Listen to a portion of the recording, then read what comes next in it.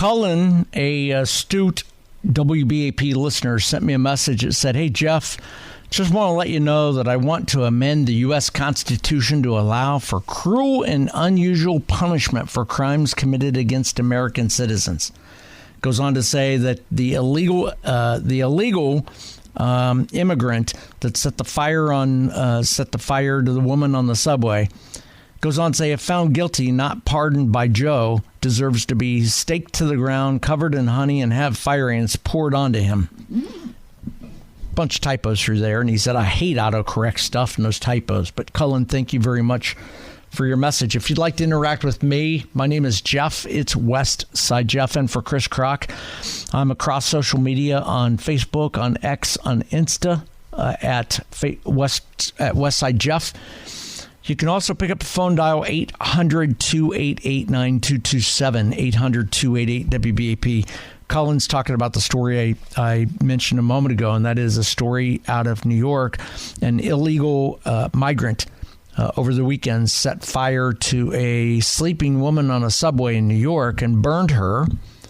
This is a 30-some-year-old guy from Guatemala who was deported back in 2018 from our country, but slipped through the gates again without authorities knowing it, and committed the crime in New York. And my point about that story is it's horrible, it's terrible, it's just, there's no other way to say it's a horrible story.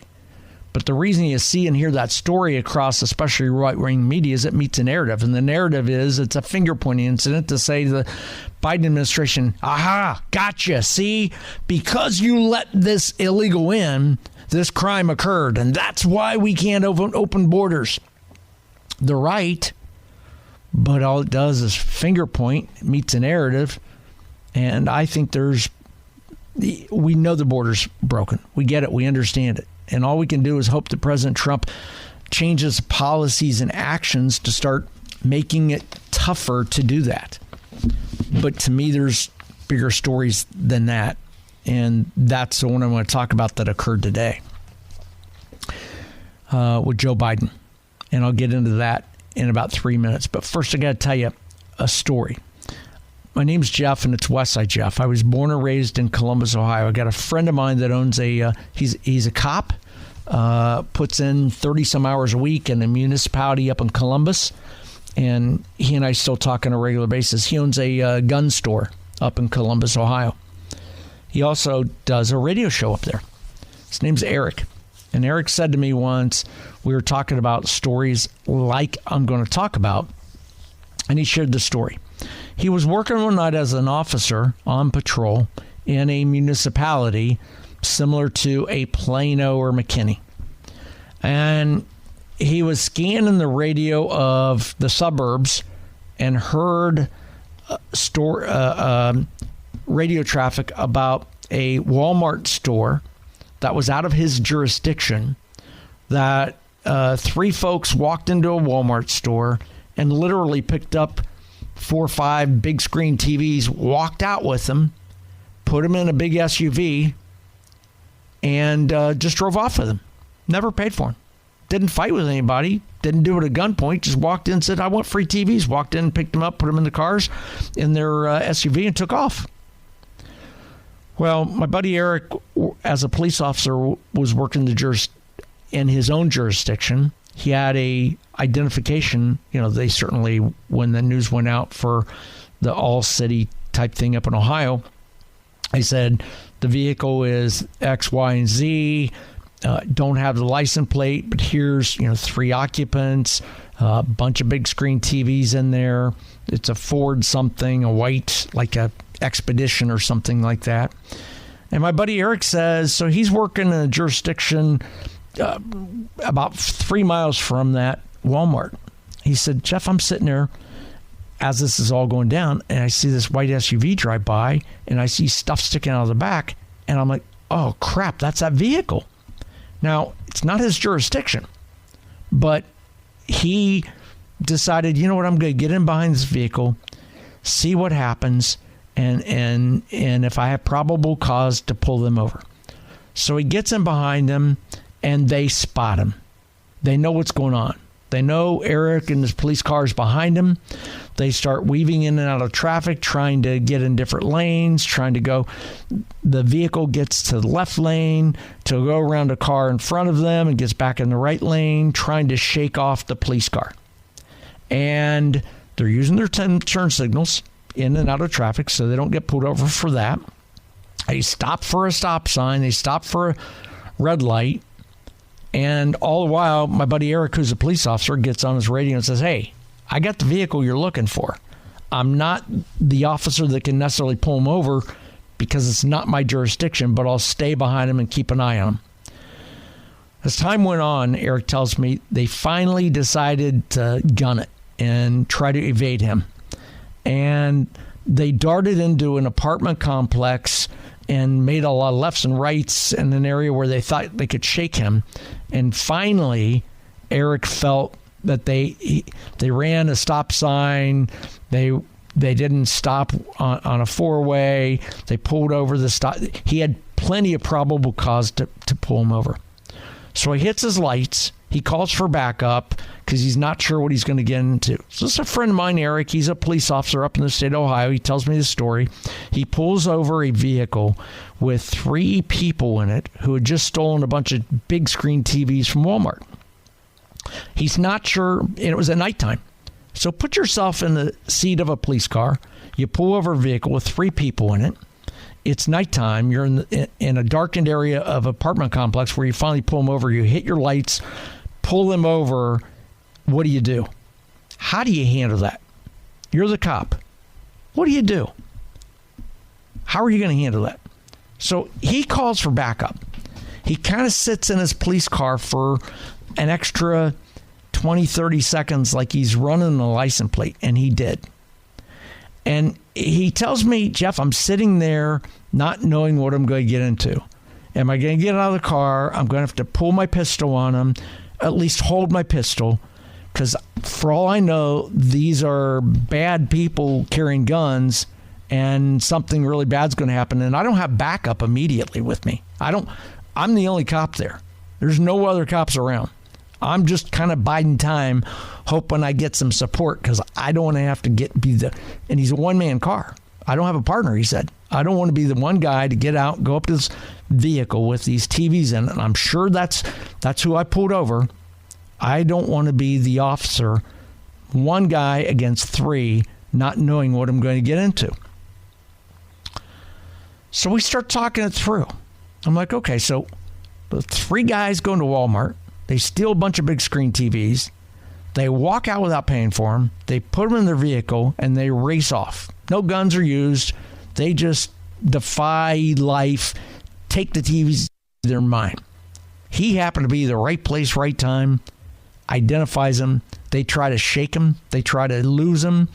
He finally decides to pull him over because they are driving recklessly. And when he does, it's in a dark apartment complex with nobody around. He's called for backup. What happens next? What does he do? How does this play out to what happened today? I'll explain that to you in about 3 minutes. My name's Jeff. It's Westside Jeff.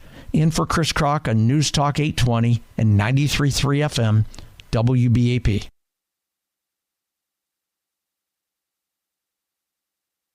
Several stories we're following tonight. One of them is Texas Attorney General Ken Paxton announced yesterday his office is suing the NCAA over the league's stance on participation in sports by transgender players. My man Sean Allen in the newsroom has an update on that story coming up in about 13 minutes. So stick around for that. He's got an update on that story. We're also talking about a story earlier today that a suspect was arrested in New York, illegal migrant who was thrown out of the country in 2018, but somehow kind of got back in the country unbeknownst to ICE and set a sleeping woman on fire in a subway over the weekend. He was arrested today. And we're also talking about the Biden story today. He commuted sentences of 37 death row inmates. I'll continue that conversation in about 3 minutes. But first, I want to catch up with Gregory in Southlake. Gregory, good to talk to you again, man. Thanks for calling. What's your opinion tonight? Hey, Chris. I think that the Biden administration is proving through all of these stories that through the entire Biden presidency, all he has done is worked to deprive Americans of life, liberty, and justice.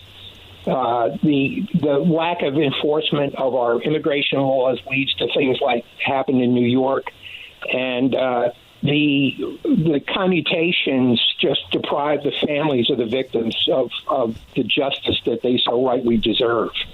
And I don't think, I know you were talking earlier about how the New York story supports the narrative, but frankly, I think, well, maybe I don't listen to left-wing radio or TV, but maybe they're going to talk about that crime just because of the absolutely horrendous nature of it. I mean, how many times have you heard of somebody burning somebody else to death? Yeah. I can't really remember anything. Now, maybe they won't say he was an illegal migrant or something like that, but the fact that he was illegal is not the issue. The issue with that story is just how absolutely horrendous that is.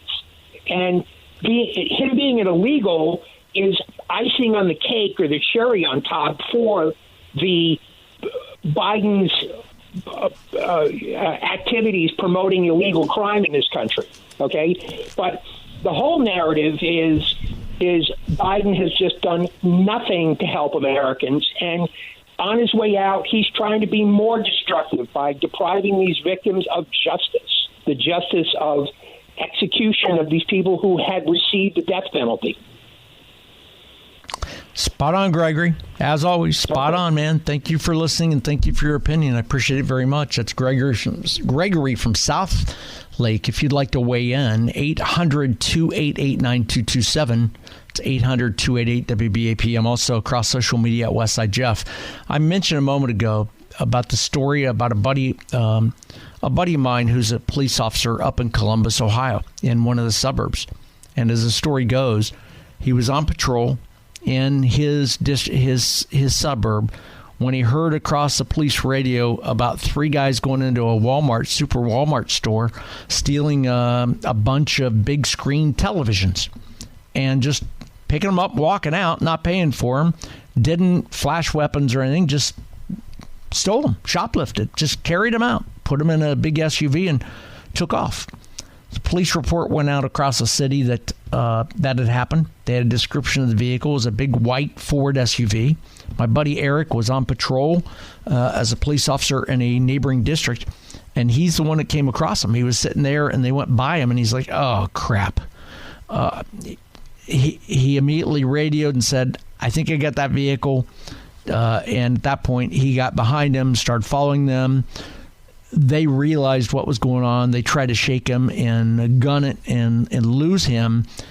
And to the point that he had probable cause to pull him over because they were running stop signs and speeding and so many other things. They finally made a turn into an apartment complex that was dark because this was late at night.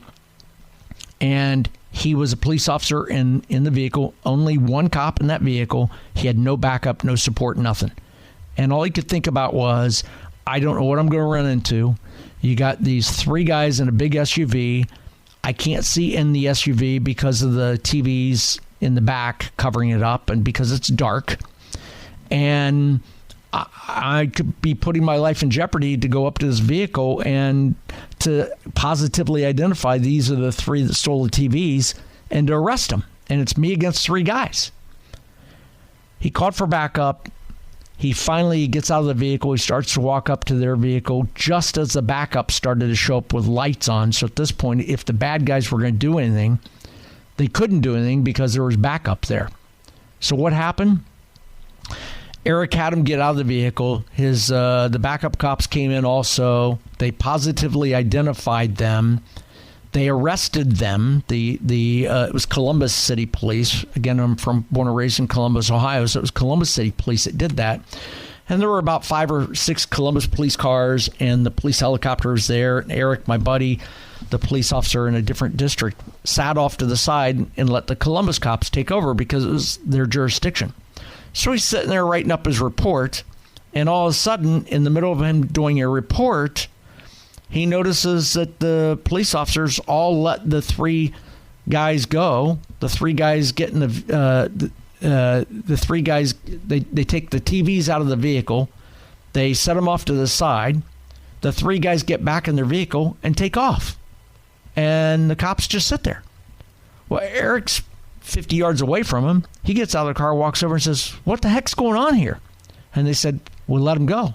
And Eric's like, "Why?" And the cop said, "Walmart didn't want to press charges." And Eric was livid, as he should be livid, for the same reason you should be livid for what happened today with Joe Biden. It's not, to me, about just justice for the families. Yeah, I feel bad for them. But what I really feel bad for are the cops like my buddy Eric, who put his life on the line to pull over this vehicle with three guys in it, not knowing what he's going to run to. For all he knows, they could have gotten out of the car with guns and started firing on him and taken off. Eric is a married man with kids. He put his life on the line, not knowing what he was going to go into, to stop this vehicle, to get out of his police car, to walk up with his hand on his gun, ask him to roll down all the windows, ask him to turn off the vehicle, put the keys in the dash, ask him to get out of the vehicle and slowly walk back so he could put him in handcuffs and at least have a conversation. He risked his life to do that, only to find out that in that case, Walmart would not press charges. As Eric said to me, I put my life on the line to take down the bad guys who had stolen a bunch of big screen TVs that totaled about $5,000, $6,000 in merchandise. And Walmart didn't want to press charges? What message does that send? My argument's the same thing today with Joe Biden. Joe Biden today, President Biden, citing moral and policy objections to capital punishment, said he was commuting the death sentences of 37 inmates today, a move that prevents the president-elect Donald Trump from executing most men on federal death row. Now, what does that say not only to the families of the loved ones who were the victims of the crime, but more importantly to me, what does that say to law enforcement? The commitment to law enforcement at all angles of law enforcement had made to take those criminals down, to put their life on the line. The arresting officers, those involved in sting operations, those involved in tracking down those criminals and arresting them and putting them in jail. What does the events today of Joe Biden's commutations say to them? I'll tell you what it says is your efforts were for naught. Because Joe Biden said, Joe Biden said this, in essence, sent the message. My moral and policy objections to capital punishment are more important than your moral and obligations of being a police officer. That's a bad message. That's a wrong message. And that's my point. Some of those folks that were let off today were residents or folks, not residents, but people who committed crimes in Texas. I want to get into that after the bottom of the hour news. Got to hit the bottom of the hour news with Sean Allen in the newsroom. He's got an update on Paxton's lawsuit against the NCAA. He also has a story in the Money News about a merger with Honda and Nissan. Talk about that. Sean will have that for you in 2 minutes. On the other side of that, I want to continue the conversation about Biden commuting sentences of 37 death row inmates and how that impacts you. My name's Jeff. It's Westside Jeff on News Talk 820 and 93.3 FM, WBAP.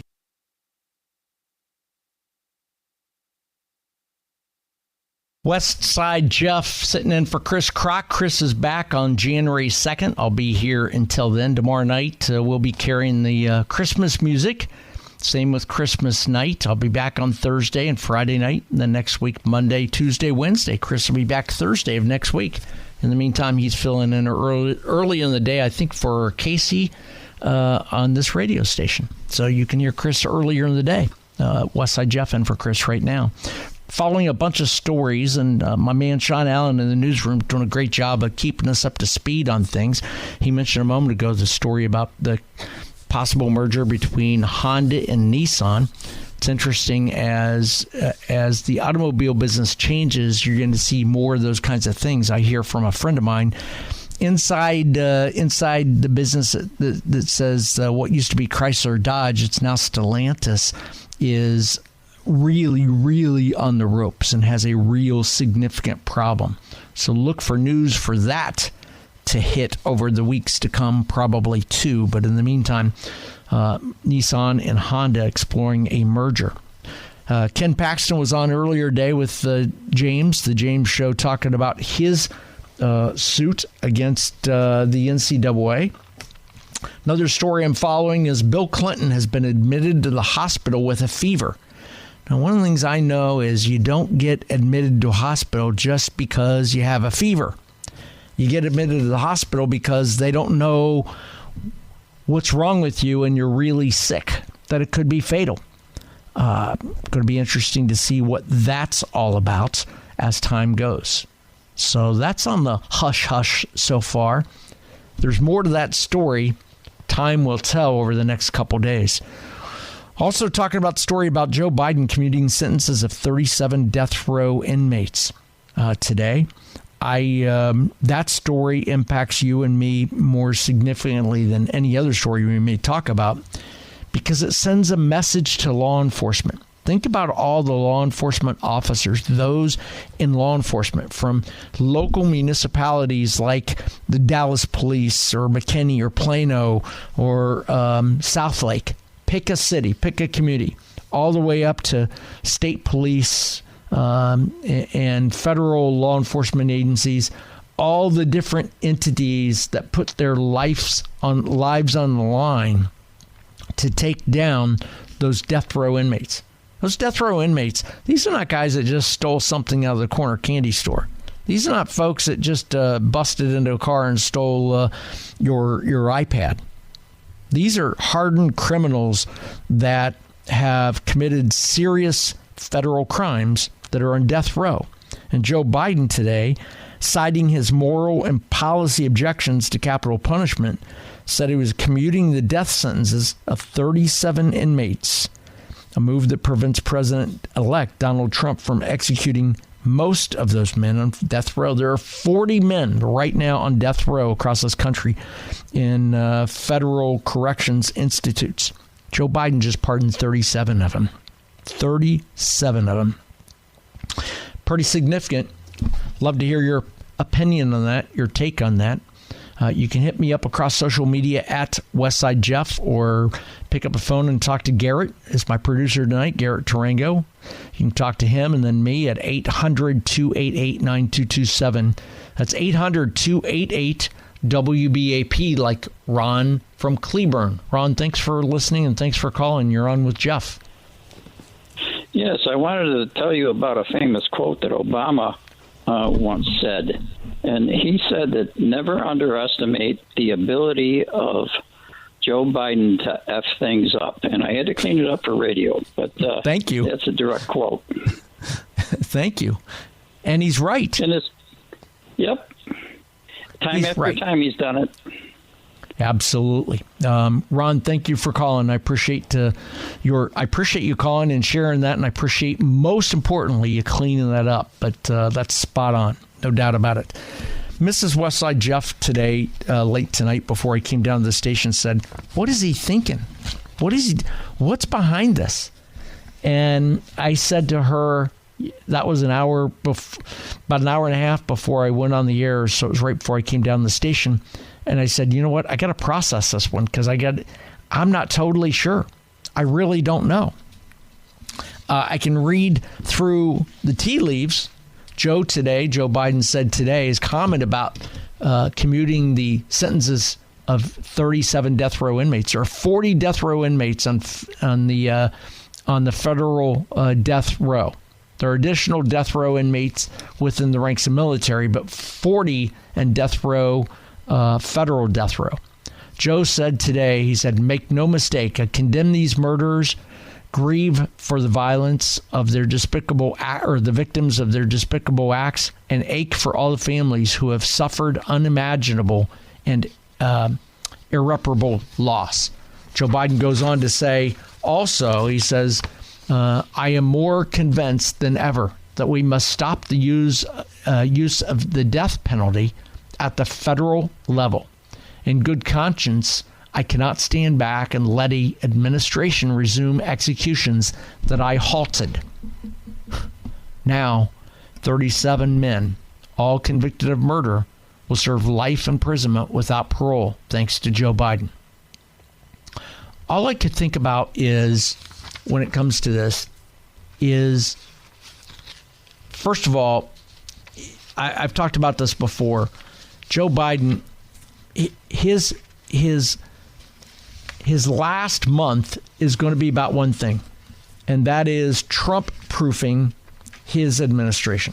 That's really what he's doing. He's Trump-proofing his administration. And today is another further example of that. But the second thing I thought about is this. When I think about parties, I think about the fact that Democrats are emotionally charged and dramatically in favor of pro-abortion rights. The Democrats are all about that. I mean, we've heard it for the last year leading into this election that, pro-abortion, how many women, my body, my rights, it's pro-abortion. That really got people fired up for this election. They have no problem aborting the unborn. They have no problem aborting a fetus.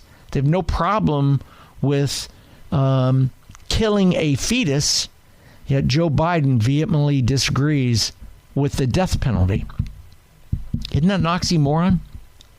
Now, in the same vein, I have a similar issue with Republicans, and I'm talking hardcore righty Republicans. The same things apply. Republicans are staunchly against abortion and all about protecting lives of the unborn. Yet when it comes to the death penalty, hardcore righties say, fry him right now, kill him. So it's always interesting to me, the conflict of interest between the two parties. Isn't that interesting to you? How is it Democrats are pro-abortion, so kill the unborn, but totally against the death penalty, and conservative Republicans are all about anti-abortion, pro-life, but let's kill them with the death penalty. Pretty interesting. My opinion on that is simple, and that is abortion is an issue between a woman, the father of the baby, the family, the doctors, and your God, your Lord. That's your decision. Do with it what you want. On the other hand, the death penalty, my attitude is simple. If it's on the books, if the states approve of it, then let the juries convict and let the judges absolutely apply accordingly. My name's Jeff. It's Westside Jeff. I'm in for Chris Crock. Got to hit a quick break. It's about 3.5 minutes long. On the other side of that, we'll continue the conversation about Joe Biden commuting sentences for 37 death row inmates, 37 of 40 commuting those sentences to life in prison. Stunning to me. Stunning. Because it impacts you and impacts me. Westside Jeff in for Chris Crock on News Talk 820 and 93.3 FM WBAP.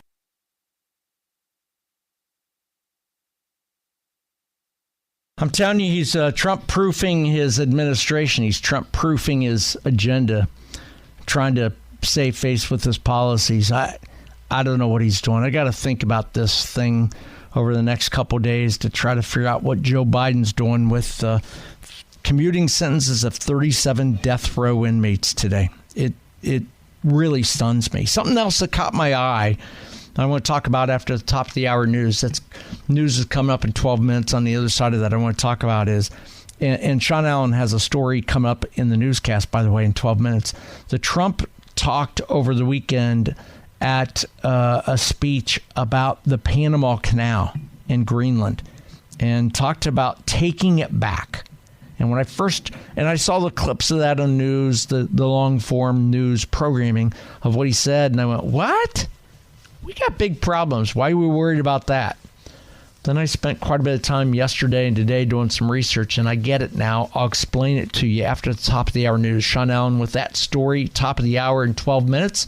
On the other side of that, I'll tell you what's behind the Panama Canal angle with Donald Trump. But first, I want to talk to Marta and Terrell. Marta, thanks for listening. You're on the Chris Crock Show. You're talking to Jeff, Westside Jeff. Thanks for calling. Jeff, I couldn't agree with you more on everything you said. This is a slap in the face of the law enforcement who arrested these monsters. It's a slap in the face to the judges and juries that convicted them. It just shows what a liar and how evil and insane Biden is. And it's a knife in the gut for the poor victims' families to let these monsters go. It just never ceases to amaze me what this evil, corrupt man does. I am so disgusted. Just amazes me. He's Trump-proofing He's Trump-proofing his agenda. Is what he's doing, Marta. Absolutely, he is just trying to block Trump's presidency and try to cause all the trouble he can up until the point of the inauguration of President Trump. He's just trying to destroy our country. That was their whole motive all along. And everything they blame Trump for, like my ex-husband, everything they blame Trump for, they were guilty of themselves. Wow. Like a lot of ex-husbands, right? But that's what insane people do. They can't see their own faults, and they try to mask it and blame it on everybody else. But this man's got to go. He just needs to be – he should have already been impeached because he's so insane and out of his mind anyway, But just the evil, it just never ceases to amaze me. And I said when he first came on the scene, he looked like the Grim Reaper with the black solid eyes. He's frightening. He is the devil's advocate, I'm telling you. Yeah. Marta, thanks for listening and thanks for calling. I appreciate it very much. I love your program. I love listening to you and Chris. Y'all are just so spot on. Thank you so much for what you're doing and enlightening the people. If I don't listen to your program, I don't hear all this stuff on regular channels. You're sure not going to hear it on CNN and The View. But thank Marta, you, and God bless you. Have a blessed Christmas. I appreciate it very much. Merry Christmas, Marta. That's what we do. It's talk radio. It's a conversation with the community, and what I do is just give you common sense opinion on current events. So thank you very much for listening, and thank you for being a fan of the radio station and for listening, Chris Crock, and for me when I get a chance to fill in. I appreciate it very much. Talk about the story of Joe Biden commuting the sentences of 37 death row inmates today. It's unconscionable what he's done. I think he's doing irreparable harm to this country. And I'm not just talking about the victims' families, but to me, the story here is all I can do is think about those folks in law enforcement who put their lives on the line to chase and arrest those 37 criminals, those juries who sat through case after case, hours of deliberations and all that to convict them, the judges who made the commitment to run a fair trial, the juries that convicted them. It's a smack in the face. It's just a smack in the face. Mike from Louisville, thanks for calling. You're on the Chris Crock Show with Westside Jeff. What's your opinion on this story?